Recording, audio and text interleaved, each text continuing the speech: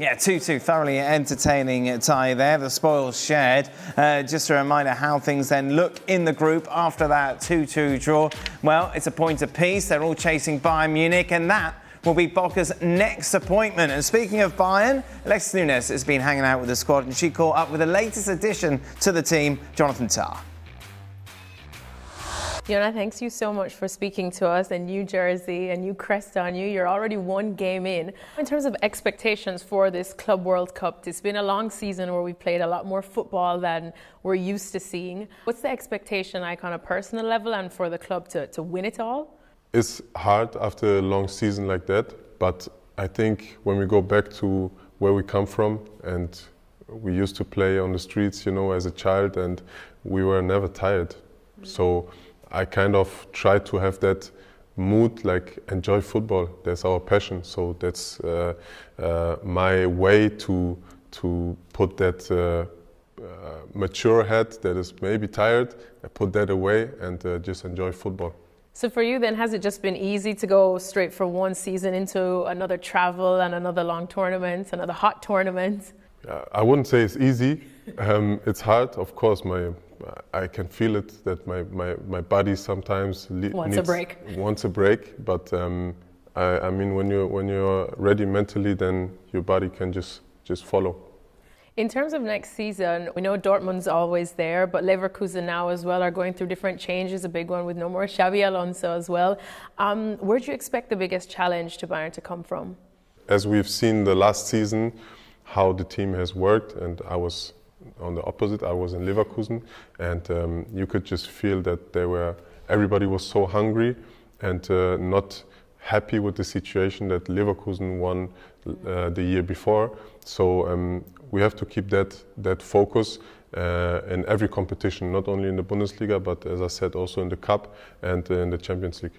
Bayern don't necessarily have to convince many people to join them. We know the history of the club as well. But for you personally, what made you want to be a part of Bayern now? Bayern is one of the biggest clubs in the world, and it's so successful. The history is so successful. That's why you are always attracted by those clubs.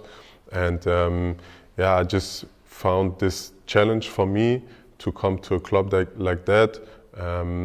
With a young coach who played on my position, who can really help me to even grow more, get better in terms of on the pitch, but also off the pitch as a leader.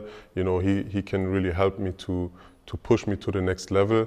And obviously the people around the club, like Max Eber, for example, the way he presented me, the project and what they want to do, I couldn't say no. Jan Fjortov joins us. Jan, you take a look over the last couple of years when it comes to Bayern signing defenders. It hasn't exactly worked out particularly well. Is this different?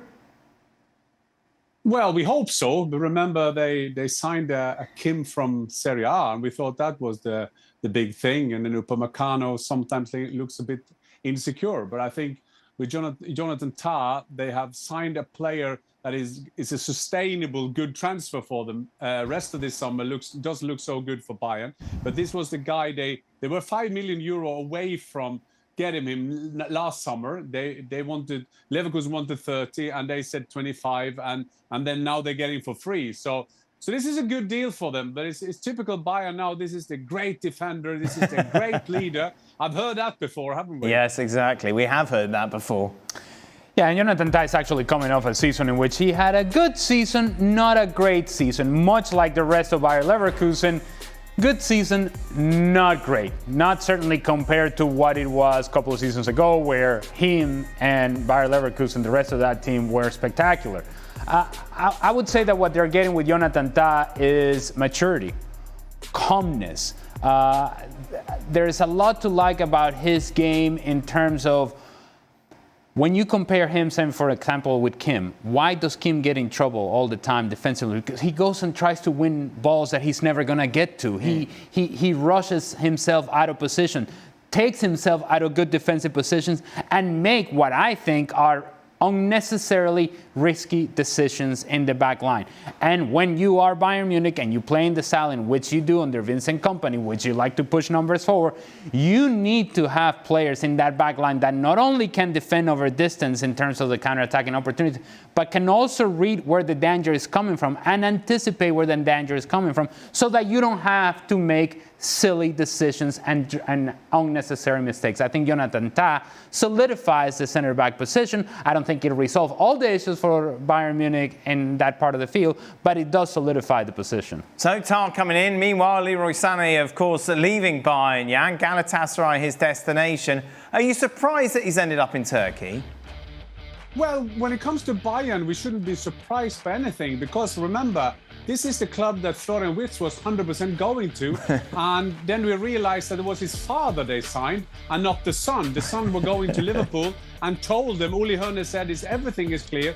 Leroy Sane, we were told, it was too expensive. Then they agreed with him. Then he changed his agent, but they said, no, we'll get him. And now he's by Galatasaray. I mean, if the numbers are right, I do understand that Leroy Sane will go there. We know Galatasaray is a great football club. We know it's a very passionate football environment. But I'm a bit surprised of the communication coming out of Bayern, because I mean, they are under pressure in terms of they need something new. Now, Thomas Müller goes out. That is the wages gone with him. Then Leroy Sane, they lose him on a free. Okay, they get Tah on a free. So say that equals each other. But I think the expectation among the football fans of Bayern is to get a big one in, because you have a Gnabry, you have a Koeman, but they don't excite you anymore. Sorry to say that. I mean, they are good players. They will score their goals. They will make their assists. They will win the championship. But I mean, the target for Bayern Munich is always to win it. And you talked about Williams earlier in this show, and they thought they would get him. And then you saw reports coming out that they found some weaknesses in his play. That is always a sign from Bayern that they know that someone else will get him. And now he's on his way to Barcelona. Anyway. He's rubbish. Yeah, exactly. Except with Leao. The same with Leao. Leao, we want him. Yep. Now he has some weaknesses, so we won't take him. Then you know he's staying over us.